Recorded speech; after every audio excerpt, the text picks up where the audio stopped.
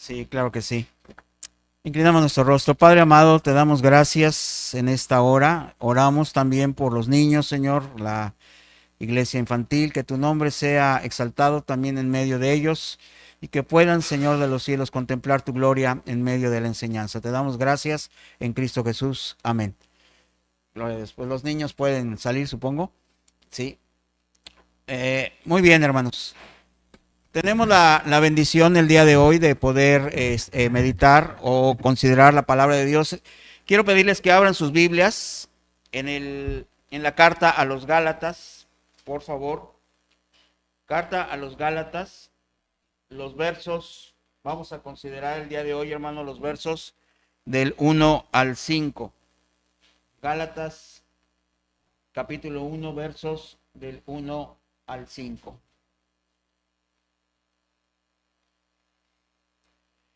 Si ya lo tienen, voy a dar lectura y ustedes me pueden seguir, por favor, con su vista. Pablo, apóstol, no de hombres ni por hombre, sino por Jesucristo y por Dios el Padre que lo resucitó de los muertos, y todos los hermanos que están conmigo a las iglesias de Galacia. Gracia y paz sean a vosotros de Dios el Padre y de nuestro Señor Jesucristo, el cual se dio a sí mismo por nuestros pecados para librarnos del presente siglo malo, conforme a la voluntad de nuestro Dios y Padre, a quien sea la gloria por los siglos de los siglos. Amén.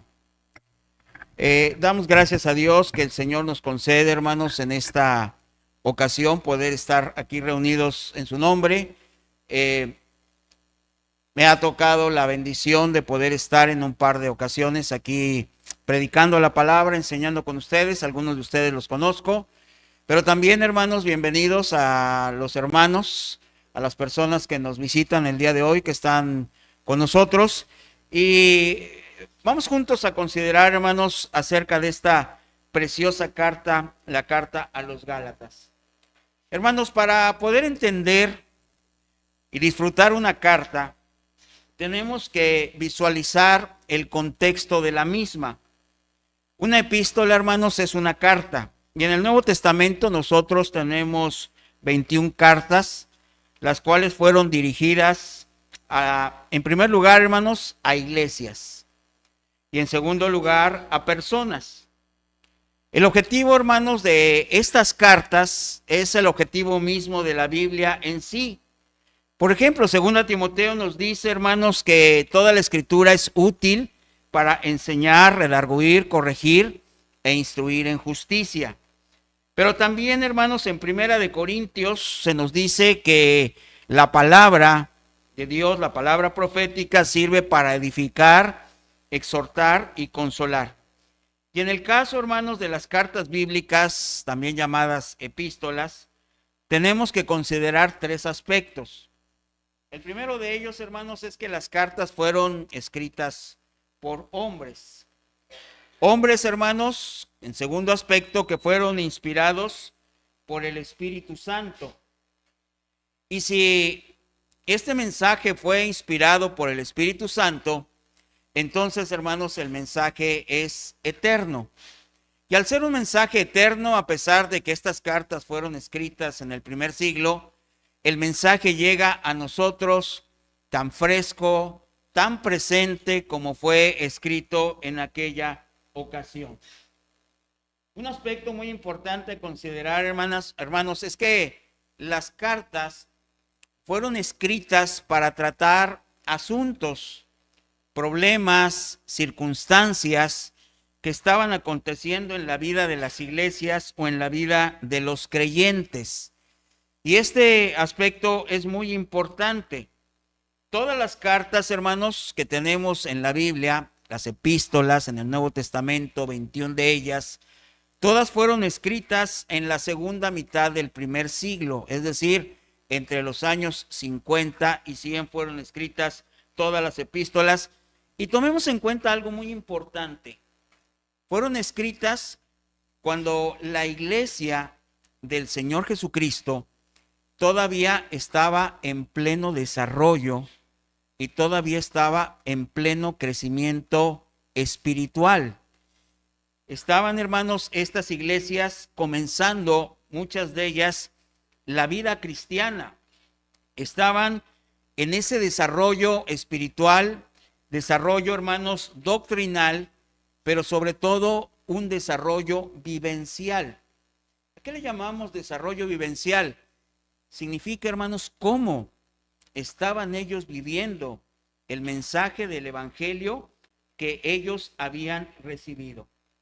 Un aspecto importante, hermanos, a considerar en la carta específicamente a los Gálatas es que ellos recibieron el mensaje directamente por medio de la predicación de los primeros misioneros que fueron enviados a aquel lugar, que fueron Bernabé y Pablo.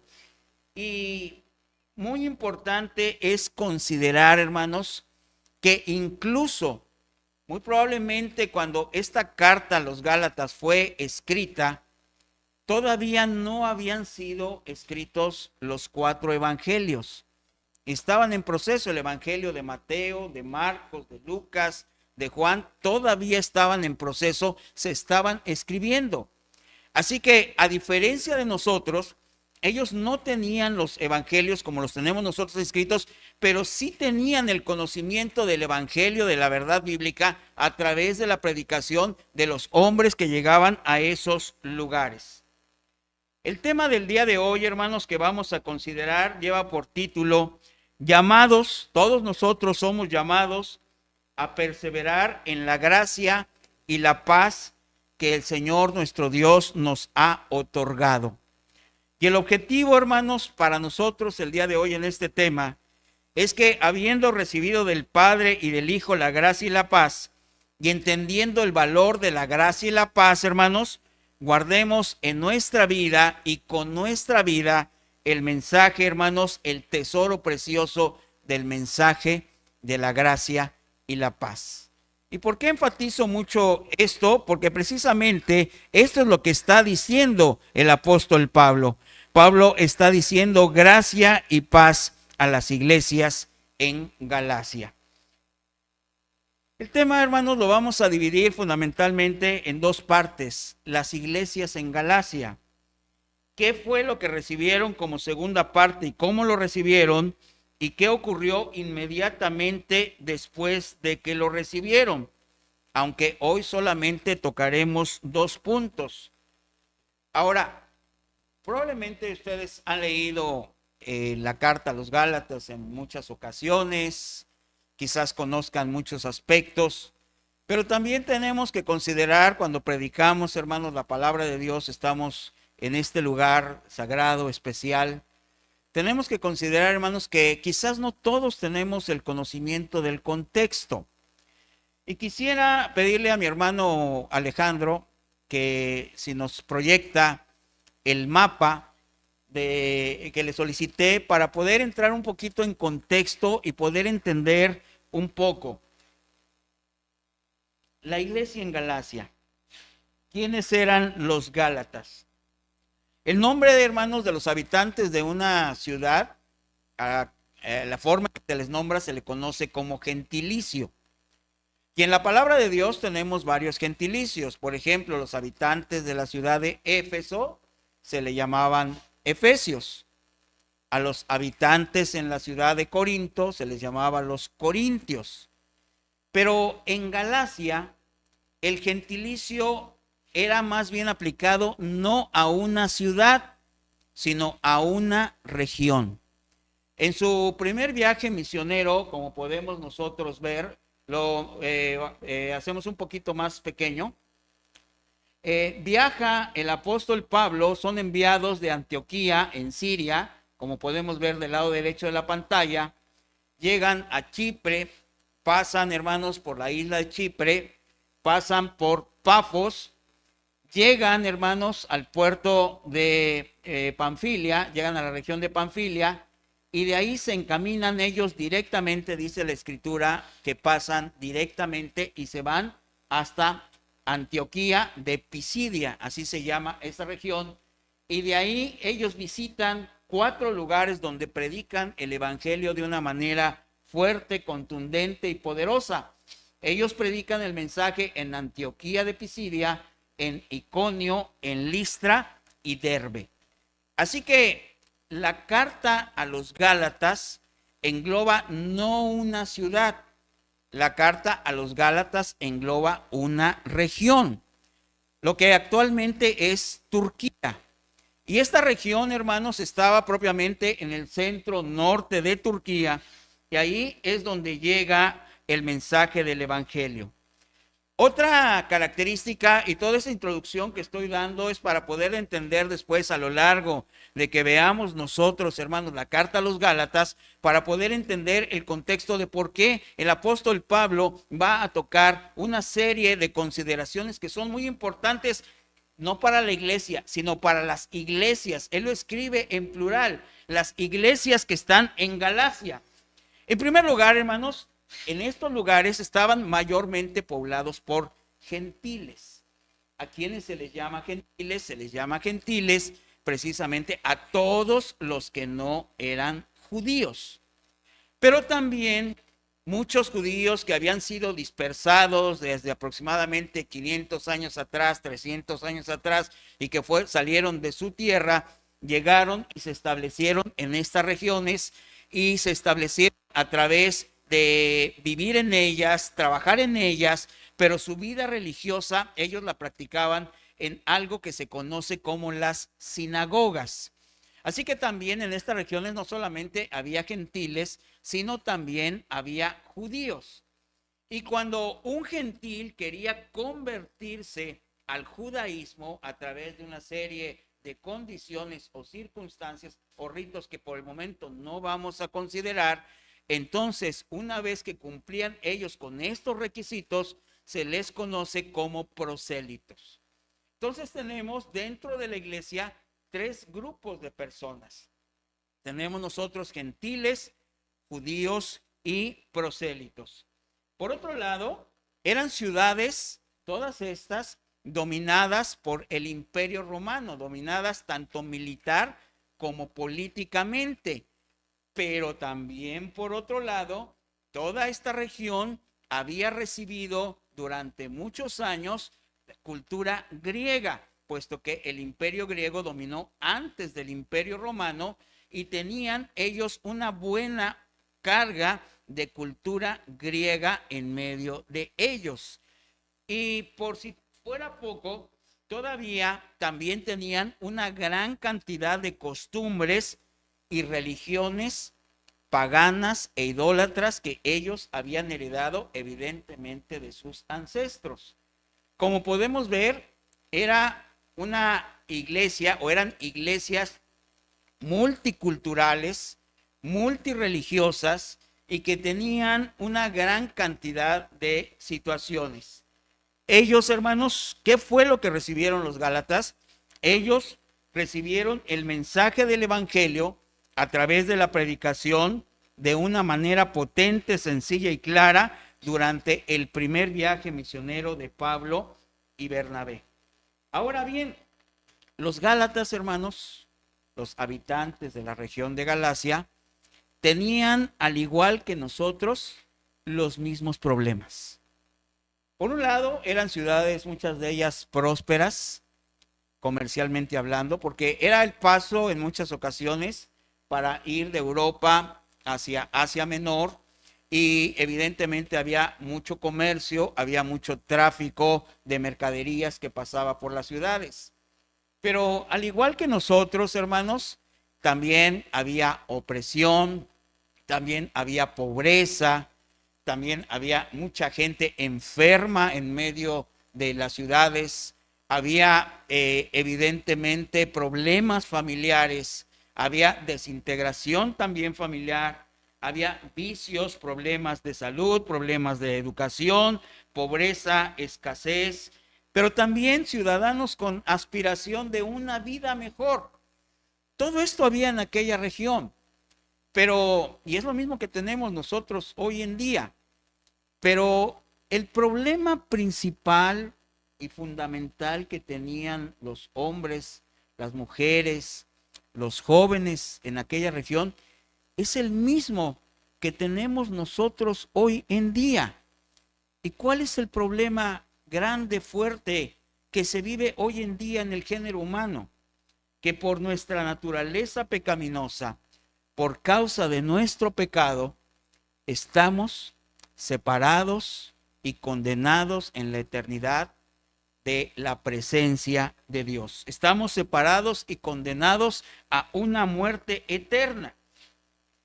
Así que el Evangelio llega a aquella región y llega de una manera verdaderamente hermosa y potente para darles a ellos una luz que ellos no habían conocido y que no conocían a través de las religiones paganas. Ni siquiera el judaísmo les había podido dar eso. Ahora, podemos considerar nosotros también lo siguiente, hermanos, y es muy importante. Si actualmente, como quizás algunos de ellos también pudieron haber pensado, que si el Evangelio tiene como fuente principal la prosperidad y el bienestar terrenal, entonces estamos en verdaderos problemas, sumamente alejados de la verdad, hermanos, y del propósito divino. Pero si entendemos el Evangelio, hermanos, como poder de Dios para salvación, como escribe el apóstol Pablo en el libro de los Romanos, no me avergüenzo del Evangelio, porque es poder de Dios para salvación al judío primeramente y después al griego. Si nosotros entendemos como ellos lo entendieron en un principio, que esta es la esencia del Evangelio, hermanos, entonces hay buenas noticias de salvación para nosotros. Lo que los Gálatas recibieron fue el mensaje del Evangelio, el mensaje que es en Cristo Jesús. Ahora, me podrán decir, todavía no entramos de hecho a la carta. Y ustedes me podrán decir, bueno, ¿cómo fue que ocurrió esto? Quiero pedirles, por favor, que vayan conmigo al libro de los Hechos, en el capítulo 13. Y vamos a ver, hermanos, en este libro de los Hechos, en este capítulo 13, cómo llegó el mensaje del Evangelio y cómo lo predicó el apóstol Pablo en aquella región por primera vez. De hecho, esto que vamos a leer ahorita nosotros es propiamente dicho el primer discurso público que dio el apóstol, y lo dio en una sinagoga. Fíjense bien, dice la escritura: habiendo zarpado de Pafos, Pablo y sus compañeros, Hechos capítulo 13, verso 13 en adelante, habiendo zarpado de Pafos, Pablo y sus compañeros arribaron a Perge de Panfilia, pero Juan, apartándose de ellos, volvió a Jerusalén. Ellos, pasando de Perge, llegaron a Antioquía de Pisidia y entraron en la sinagoga un día de reposo. ¿Por qué entraron en una sinagoga primeramente? Porque era necesario que el Evangelio llegara primero a los judíos. Así lo enseñó el Señor Jesucristo. Soy enviado, dijo el Señor, primero a las ovejas perdidas de la casa de Israel. Y el apóstol Pablo, siguiendo, hermanos, el mismo modelo del Señor Jesucristo, y habiendo recibido del Señor Jesucristo el mensaje directo del Evangelio, él toma, hermanos, la misma metodología, por llamarlo de alguna manera, para predicar el Evangelio ahí en las iglesias. Llega a la sinagoga y dice la Biblia que se sentaron, verso 15, y después de la lectura de la ley y de los profetas, los principales de la sinagoga mandaron a decirles: varones hermanos, si tenéis alguna palabra de exhortación para el pueblo, hablad. Entonces Pablo, levantándose, hecha señal de silencio con la mano, dijo: varones israelitas y los que teméis a Dios, oíd. Y ahí comienza el mensaje poderoso del Evangelio. El Dios de este pueblo de Israel escogió a nuestros padres y enalteció al pueblo, siendo ellos extranjeros en tierra de Egipto, y con brazo levantado los sacó de ella. Y por un tiempo como de 40 años lo soportó en el desierto. Él está haciendo alusión al evento de Éxodo. Y habiendo destruido 7 naciones en la tierra de Canaán, les dio en herencia su territorio. Después, como por 450 años, les dio jueces hasta el profeta Samuel. Aquí ya habla de la instalación de Israel en la tierra de Israel. Luego pidieron rey y Dios les dio a Saúl, hijo de Cis, varón de la tribu de Benjamín, por 40 años. Quitado este, les levantó por rey a David, a quien dio también testimonio diciendo: he hallado a David, hijo de Isaí, varón conforme a mi corazón, quien hará todo lo que yo quiero.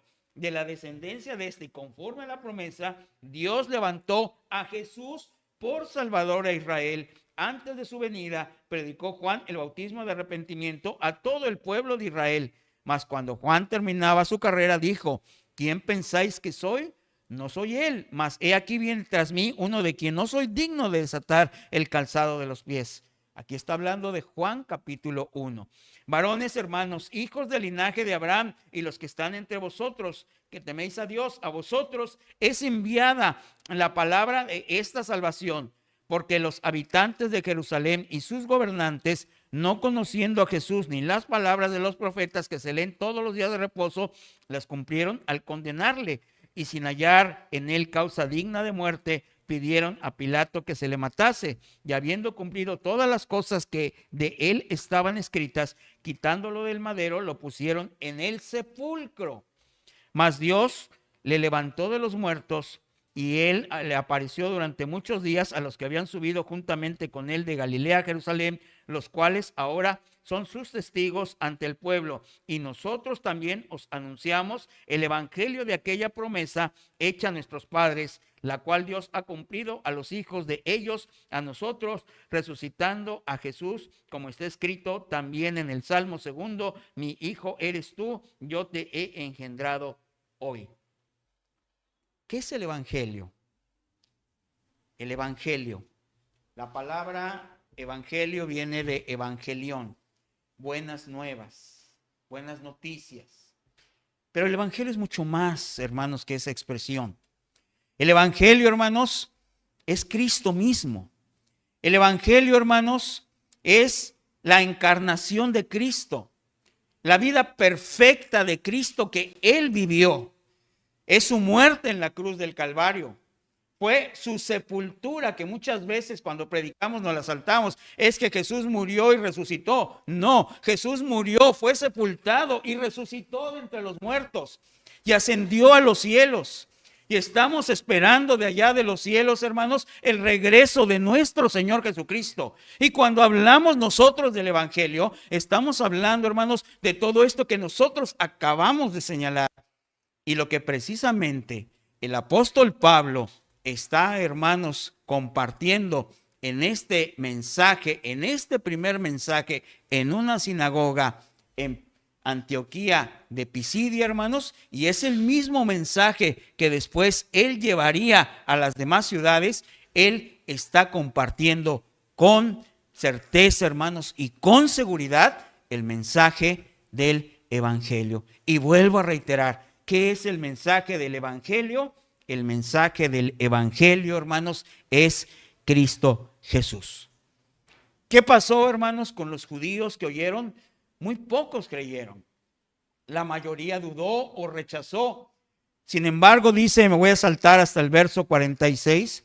Entonces Pablo y Bernabé, hablando con denuedo, dijeron: a vosotros, la verdad, era necesario que os hablase primero la palabra de Dios, mas puesto que la desecháis y no os juzgáis dignos de la vida eterna, he aquí, nos volvemos a los gentiles.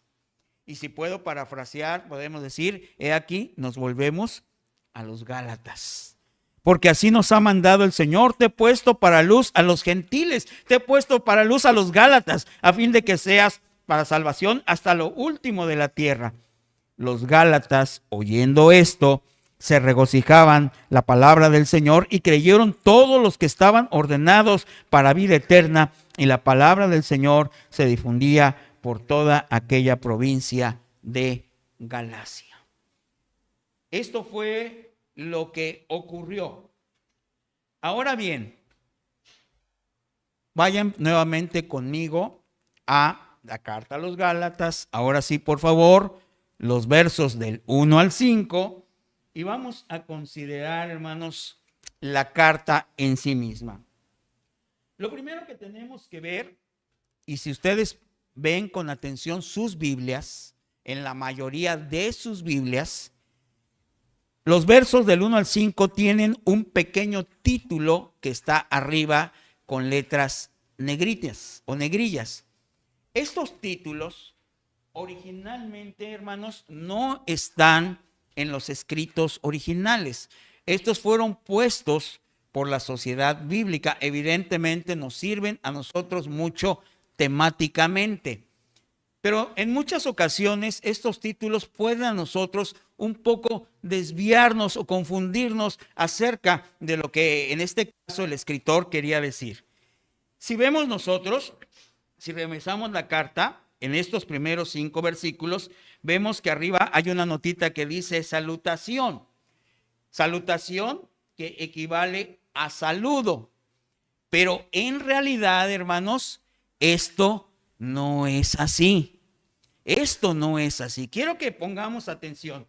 Lo que debemos nosotros notar en estos 5 versículos es que Pablo entra de lleno presentando el mensaje del evangelio.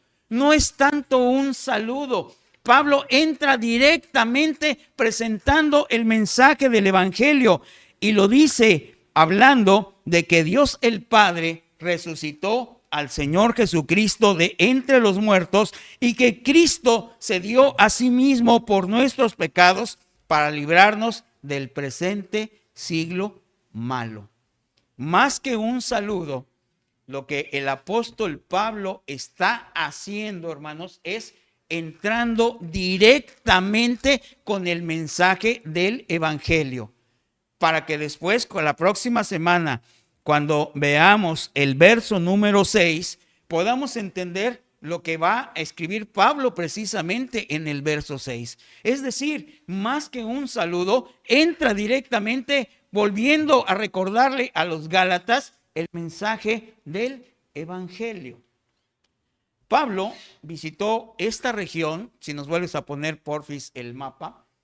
Pablo visitó esta región, hermanos, aproximadamente en el año 47, 48 de la era cristiana. Y tan solo 3, 4, a lo máximo 5 años después, probablemente esta es la primera epístola que se escribe en el Nuevo Testamento y muy probablemente es la primera epístola que escribe el apóstol Pablo. Hermanos, 4 o 5 años después, él está escribiendo porque ya había problemas en esa iglesia.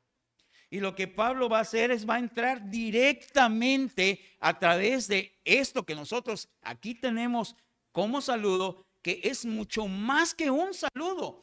Él está entrando diciendo, yo les presenté el evangelio completo del Señor Jesucristo. Y se los presenté como lo que soy. ¿Y qué soy? Soy un apóstol. Y es lo que dice en el verso 1. La palabra apóstol significa enviado, enviado por alguien, enviado con una comisión, enviado con un mensaje. Y Pablo fue, hermanos, comisionado, fue enviado directamente por Dios para predicar el evangelio a los gentiles. El Padre, hermanos, tomemos en cuenta que envió a su Hijo Jesús, porque de tal manera amó Dios al mundo que ha dado a su Hijo unigénito para que todo aquel que en él cree no se pierda, mas tenga vida eterna. Pero leemos en Juan 5:30 que el mismo Señor Jesucristo dijo, no busco mi voluntad, sino la voluntad del que me envió, la voluntad del Padre. Juan 5:36, porque las obras que el Padre me dio para que cumpliese las mismas obras que yo hago, dan testimonio de que el Padre me ha enviado. Y Juan 5:43, yo he venido en nombre de mi Padre. Recordemos, hermanos, para no ir hacia atrás, en Hechos capítulo 9, cuando Saulo de Tarso, después llamado Pablo, Saulo su nombre, hermanos, hebreo, Pablo su nombre en griego, cuando él, hermanos, visitaba o pedía cartas para traer a los cristianos presos a Jerusalén, porque estaba en contra del evangelio, yendo a Damasco, la capital de Siria al norte, le sale al encuentro la luz radiante, la luz preciosa, la luz, hermanos, que si se nos presentara hoy a nosotros, al igual que Pablo, si se nos presentara con toda su gloria, hermanos, nos dejaría ciegos, porque la luz radiante, hermanos, es Cristo. Es la luz radiante, hermanos, que por causa de su santidad y por causa del pecado de todos nosotros no podríamos ver directamente. Y cuando Pablo queda, hermanos, cegado por un tiempo, se envía un mensajero a que visite a Pablo. Ve le dice, porque instrumento escogido me es este, para llevar mi nombre en presencia de los gentiles, porque y de reyes y de los judíos, de los israelitas, porque yo le mostraré a este, está hablando de Pablo, cuánto es necesario padecer por causa de mi nombre. Y Pablo, hermanos, es enviado precisamente a llevar el mensaje del evangelio. Y por si todavía tuviéramos nosotros un poco de duda acerca del apostolado de Pablo, como algunos en aquella época quisieron dudar del apóstol Pablo, todavía tenemos un pasaje más, hermanos, que nos va a reafirmar esta verdad. En Hechos capítulo 13, verso 2, dice la Sagrada Escritura, cuando él está en Antioquía, en Siria, ministrando estos al Señor y ayunando, dijo, habló, señaló, dijo el Espíritu Santo, apartadme a Bernabé y a Saulo para la obra a que los he llamado. Entonces, habiendo ayunado y orado, les impusieron las manos y los despidieron. Ellos entonces, enviados por el Espíritu Santo, descendieron a Seleucia y de ahí navegaron a Chipre. Pablo era un apóstol constituido, como pudiéramos quizás decir hoy, con toda la autoridad y la facultad divina, porque el Señor Jesucristo lo llama, pero el Señor Jesucristo hace todas las cosas que el Padre le dice que haga. Y el Espíritu Santo confirma este llamamiento y es enviado a predicar el mensaje del Evangelio con toda la autoridad. Y señala en el verso 2, hermanos, de la carta a los Gálatas, capítulo 1, verso 2, y todos los hermanos que están conmigo escriben esta carta a las iglesias en Galacia. ¿Por qué Pablo convocó a hermanos a que estuvieran presentes para enviar esta carta? Porque en la ley, hermanos, hebrea, estaba contemplado que todo asunto que se tocara tenía que ser en presencia de 2 o 3 testigos. Y Pablo, para tratar asuntos, problemas, circunstancias que estaban aconteciendo en la iglesia en Galacia, escribe esta carta, pero no lo hace solo.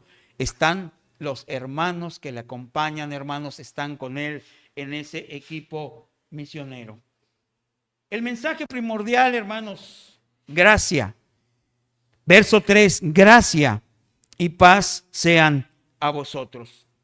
La palabra gracia, hermanos, en hebreo charis, tiene 2 sentidos, 2 connotaciones, 2 formas de interpretarlo. La primera de ellas, un sentido objetivo. Es aquello que se otorga y es aquello que se otorga y que ocasiona un beneficio. Pero también la palabra gracia, charis, tiene un sentido subjetivo. Designa la disposición amistosa de la que procede un acto lleno de bondad y de buena voluntad. Ustedes me dirán, bueno, esto que dijo ahorita, hermano, aunque no quedó muy claro. Bueno, se los voy a decir en nuestro lenguaje, como generalmente lo manejamos en las iglesias. Decimos, gracias, el favor inmerecido.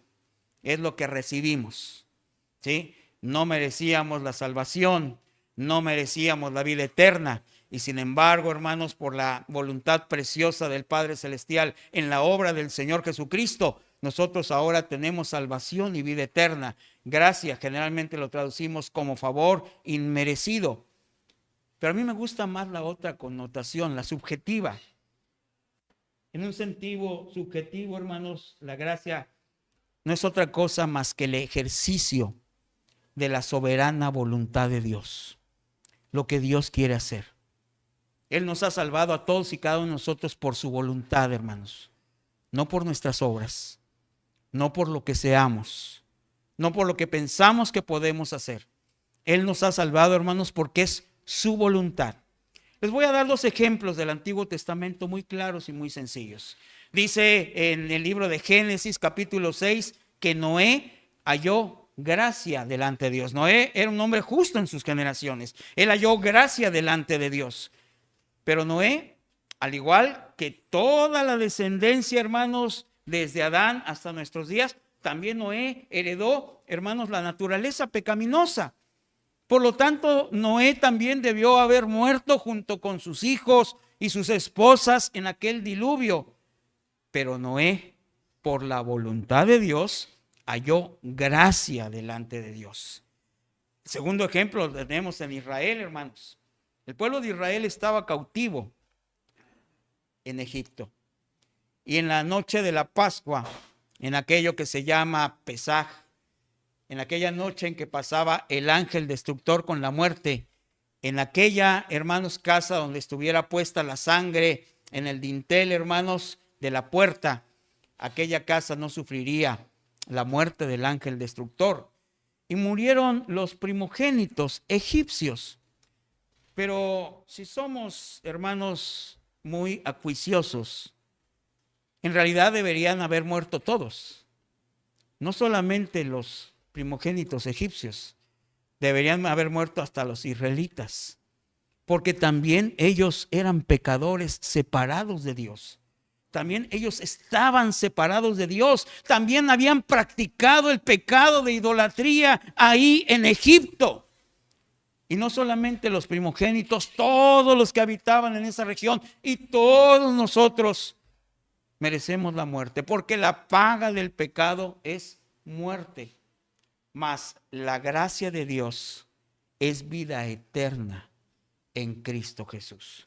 Y este es el mensaje que Pablo presenta en esos lugares. Todavía no estaban constituidos como iglesia cuando llegó por primera vez, pero cuando escribe esta carta, 5 años muy probablemente después, ya eran una iglesia que debieron de haber entendido perfectamente lo que significaba el mensaje de la gracia.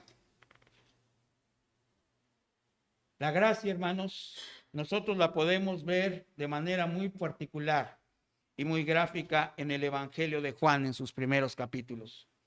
Ahí se nos muestra, hermanos, en Juan capítulo 1, al verbo preexistente. Y el verbo preexistente es Cristo. Y Cristo es Dios. Y Él es eterno. Era la vida y la luz de los hombres que vino a este mundo, que Él creó y sustentó, pero solamente algunos le recibieron, y por creer en Él, tan solo por ese acto, les dio potestad de ser llamados hijos de Dios, los cuales son engendrados por voluntad de Dios. Y luego cita Juan el apóstol cuando escribe el Evangelio: y aquel verbo fue hecho carne y habitó entre nosotros, y vimos su gloria, gloria como del unigénito del Padre, lleno de gracia y verdad. Este es el mensaje que Pablo había dado. Él había enseñado que la gracia es en Cristo Jesús, únicamente en Cristo Jesús. Y para culminar, hermanos, la ley por medio de Moisés fue dada, pero la gracia y la verdad vinieron por medio de nuestro Señor Jesucristo. Ciertamente los Gálatas no tenían el Evangelio de Juan todavía, como nosotros lo tenemos, pero el mensaje llegó tal cual se lo entregó el Señor Jesucristo al apóstol Pablo. Porque dice más adelante, hermanos, que él no recibió el Evangelio de hombres, sino lo recibió directamente del Señor Jesucristo. Y si alguien conocía perfectamente y entendía lo que significaba, lo que era la gracia, era el apóstol Pablo.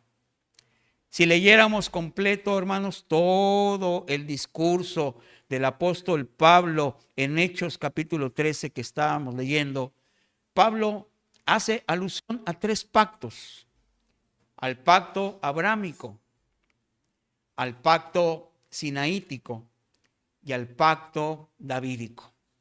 ¿Qué significa esto? Que los judíos, no solamente en Israel, sino también en aquellas regiones, ellos pensaban que tenían la vida eterna porque eran descendientes de Abraham. Pensaban que tenían la vida eterna porque trataban de cumplir la ley de acuerdo a lo que se había establecido en Éxodo capítulo 24, cuando se selló aquel libro de la ley con la sangre.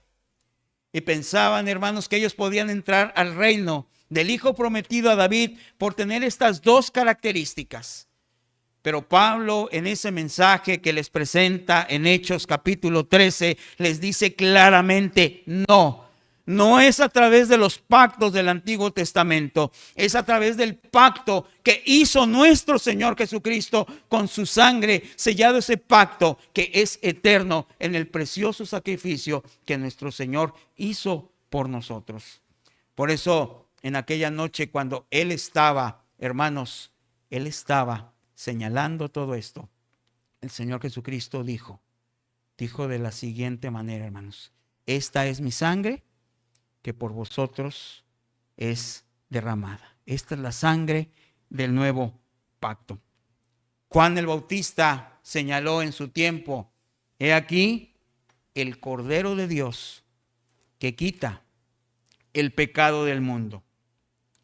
Cristo, hermanos, es sustitución a la vez también cuando Él está señalando Pablo en esto. Es sustitución y es suficiencia.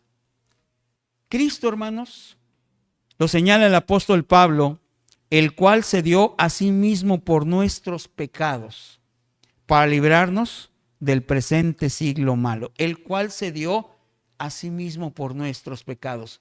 Él ocupó nuestro lugar en la cruz del Calvario. El justo por los injustos, dice primera de Pedro 3:18. Mas Jehová cargó en él el pecado de todos nosotros. Isaías 53:6. Cristo ocupó nuestro lugar. Pero cuando hablamos, hermanos, de Cristo como nuestro sustituto, tiene doble también connotación. Porque Cristo no solamente vino a ocupar nuestro lugar en la cruz del Calvario. Cristo vino a vivir y cumplir la ley que nosotros, como seres humanos, no pudimos cumplir. Cristo vino, hermanos, a ocupar nuestro lugar, viviendo toda la ley completa, toda la palabra de Dios. El justo por los injustos. Y finalmente, hermanos, Cristo es suficiente. Para alcanzar la paz, hermanos, no se necesita otra cosa más que solamente Cristo. No hay otra persona, no hay otro nombre bajo el cielo dado a los hombres en quien podamos nosotros ser salvos.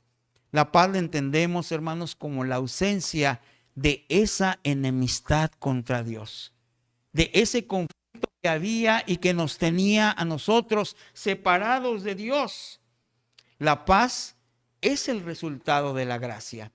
La gracia es la voluntad de Dios para darnos paz y poder reconciliarnos con Él. Romanos 5:1, justificados pues por la fe, tenemos paz para con Dios por medio de nuestro Señor Jesucristo.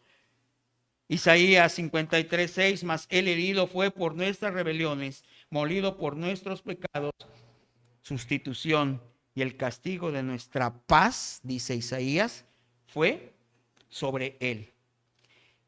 ¿Y para qué hizo Dios todo esto? Porque Cristo se entregó a sí mismo para ser librados del presente siglo malo, entendiendo este siglo malo, hermanos, no en función de tiempo, no en función de cronos, sino en función de lugar. El presente siglo malo es este mundo. Desde Génesis 6, hermanos, se narra la maldad de los hombres, la multiplicación de la maldad en Génesis 11. Pero ahora, hermanos, encontramos nosotros que el príncipe de este mundo, señala Pablo, pero si nuestro evangelio está encubierto, entre los que se pierden está encubierto, a los cuales con minúscula el Dios de este siglo cegó el entendimiento de los más de ellos, para que no les resplandezca la luz del evangelio de la gloria de Cristo, el cual es la imagen de Dios. Para culminar, hermanos, los Gálatas lo que recibieron fue la gema preciosa del evangelio de salvación, del evangelio de la gracia y la paz. Y como veremos los próximos domingos, ellos no lo guardaron. Ahora, ¿es un tema solamente de los Gálatas? ¿O es un tema también para nosotros? Somos llamados, hermanos, a preservar la gracia y la paz en nuestra vida y en nuestros corazones. Sí. ¿Sabes cómo han surgido las falsas religiones pseudo cristianas? ¿Sabes cómo ha surgido el catolicismo, testigos de Jehová, adventismo, mormonismo, la luz del mundo, la ciencia cristiana y muchas de las llamadas iglesias y doctrinas falsas actuales, tales como prosperidad, pare de sufrir, teología de liberación y otras sectas heréticas? Surgieron cuando no entendieron y quisieron cambiar la gracia y paz o sustituir por otra cosa o por otra persona que no es Cristo. ¿Sabes qué es lo que están haciendo actualmente muchas iglesias erróneamente al incluir tan solo vida social y entretenimiento? Principalmente a los jóvenes hoy en día, con muchas actividades extra iglesia, tan solo para retener y entretener a un puñado de jóvenes, mujeres o varones hoy en día. ¿Sabes qué es lo que están haciendo? Precisamente alejarlos de la gracia y la paz. Cuando la verdad tan sencilla y tan clara de la gracia y paz no ha sido tan solo bien entendida y tampoco ha sido guardada ni custodiada por los creyentes, por los pastores, por los maestros, por los evangelistas, por los adoradores de Dios en la música, el resultado es todo lo que vemos por delante en esta carta y lo que hemos descrito muy brevemente con respecto a las falsas iglesias y falsos maestros de la gracia. Hemos descuidado nosotros como iglesia el diamante preciosísimo de la gracia y la verdad. Y se ha perdido y con ello mucha gente también seguirá siendo engañada y estará destinada a la condenación eterna si no hay un verdadero arrepentimiento. Y como nos muestra la Escritura en Isaías 55, versos 6 y 7. Buscad a Jesús mientras puede ser hallado. Llamadle en tanto que está cercano. Deje el hombre impío sus caminos y el hombre inicuo sus pensamientos y vuélvase a Jesús, el cual tendrá de ellos y de nosotros amplia misericordia. Somos salvos por voluntad divina de acuerdo a un plan establecido por Dios. Somos salvos por la fe en la obra preciosa de nuestro Señor Jesucristo, en su muerte sustitutiva y expiatoria en la cruz del Calvario. Tenemos, hermanos, como iglesia, la responsabilidad de guardar por fe el depósito de la gracia y la paz en nuestras vidas y en nuestras iglesias. Y cuando lo hagamos, y lo hagamos, hermanos, en verdad, con convicción, con fuerza, aun cuando las fuerzas, hermanos, del mismo Averno se levanten en contra de nosotros, cuando lo hagamos, hermanos, con convicción y verdad, sobre todas las cosas, el nombre de Dios será exaltado, porque termina diciendo: a quien sea la gloria por los siglos de los siglos. Amén. Padre amado, te damos gracias.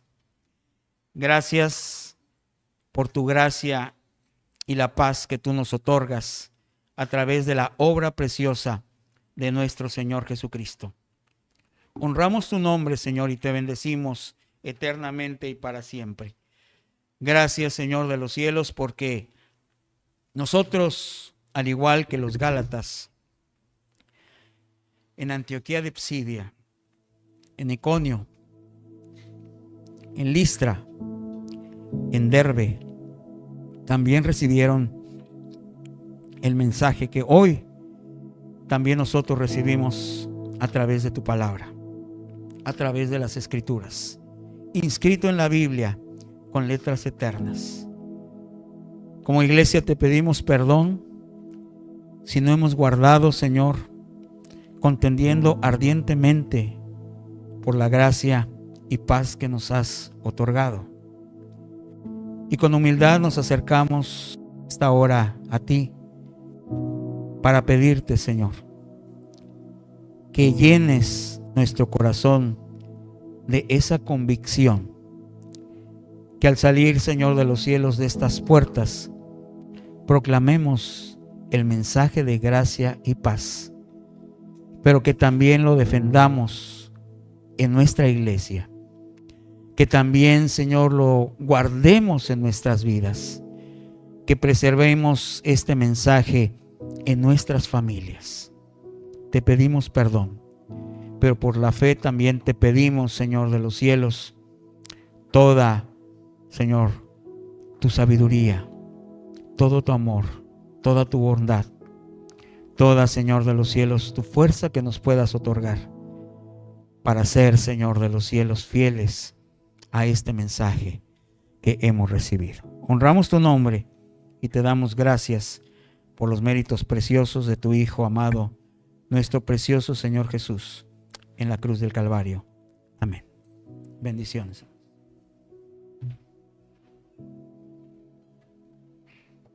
Amén.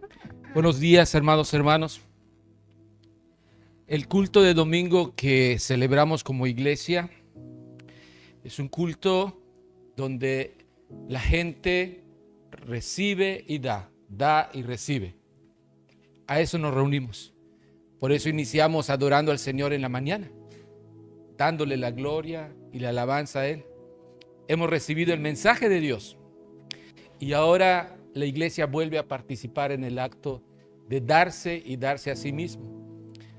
Ofrendar es simple y sencillamente un acto de agradecimiento, reconociendo que lo que pudimos obtener en la semana, del sustento, del trabajo, es parte de la vida que Dios nos da.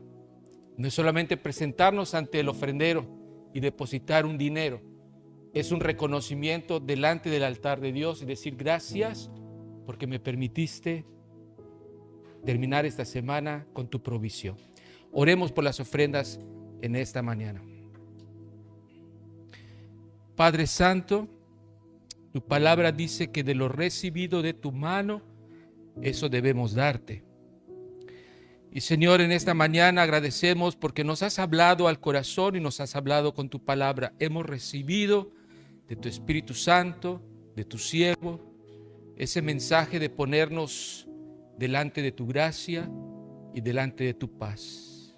Permítenos tener paz en este momento, porque estaremos a cuentas contigo de entregándote a ti, Señor, esa bendición que nos das a través del privilegio de dar nuestra vida, parte de nuestra vida, de lo que nos has provisto, de lo que nos diste, nos sustentaste en estos días. Y reconocemos, Señor, delante de ti en este momento ese agradecimiento. Bendecimos al dador alegre. Amén. Es tiempo de ofrendar al Señor.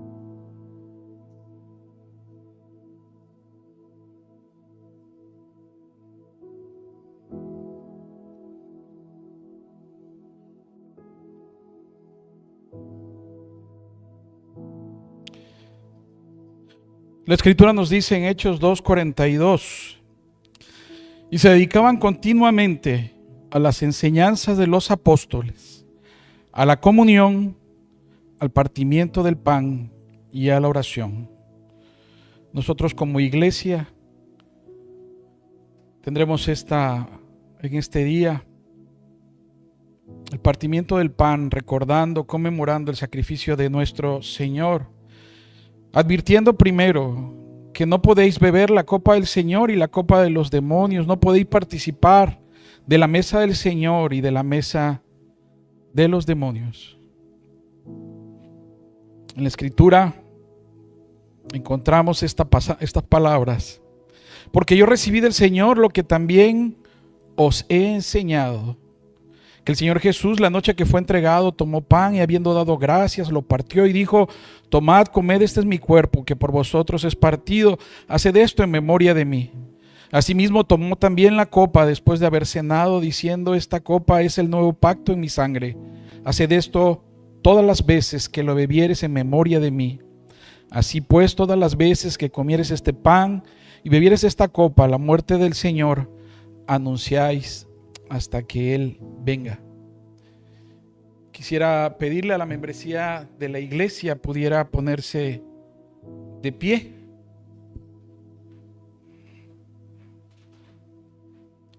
Recordando nuestro pacto con la iglesia del Señor, confiando que la gracia de Dios ha producido en nosotros el arrepentimiento de nuestros pecados y la fe en el Señor Jesucristo, y después de haber sido bautizados en el nombre del Padre, del Hijo y del Espíritu Santo, posterior a la profesión de nuestra fe, nosotros, miembros de esta iglesia, con la ayuda de Dios, de manera gozosa y solemne, afirmamos el siguiente pacto unos con los otros: que oraremos y nos esforzaremos ferventemente para mantener la unidad del Espíritu en el vínculo de la paz.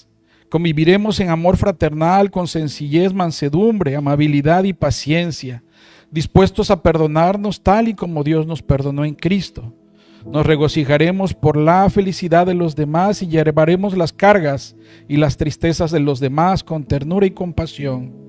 Desecharemos toda amargura, envidia, ira, resentimiento, egoísmo y todo lenguaje ofensivo.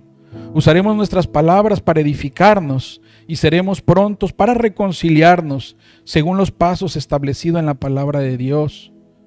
No dejaremos de congregarnos para la adoración de Dios, ni dejaremos de orar por nosotros mismos y por los demás. Nos animaremos mutuamente a las buenas obras, velaremos y nos cuidaremos diligentemente y nos amonestaremos con humildad cuando sea necesario. Viviremos cuidadosamente en este mundo, renunciando a la impiedad y a los deseos desordenados. Nos esforzaremos en vivir una vida con dominio propio, rectitud y piedad en esta época presente. Seremos justos en nuestros tratos y fieles en nuestros compromisos. Evitaremos todo tipo de calumnias, murmuraciones y chismes.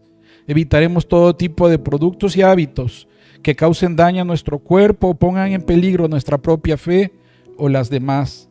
Finalmente, nos comprometemos a instruir a nuestros niños y jóvenes en el temor a Dios.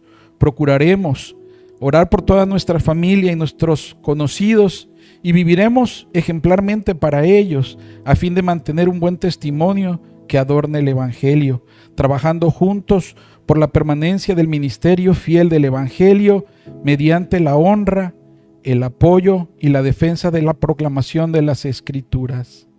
Contribuiremos con alegría, generosidad y regularidad al sostenimiento del ministerio, a su iglesia y también al alivio de las necesidades de los pobres y la difusión del Evangelio en todas las naciones. Que la gracia del Señor Jesucristo, el amor de Dios y la comunión del Espíritu Santo sea con todos. Estamos invitados a la mesa del Señor. Toda persona que haya sido bautizada en una iglesia evangélica, que esté a cuenta con su iglesia, está invitada a tomar la cena del Señor.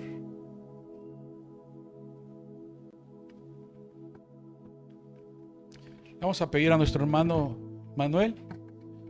Vamos a recordar en memoria de quién lo estamos haciendo mientras se distribuyen los elementos.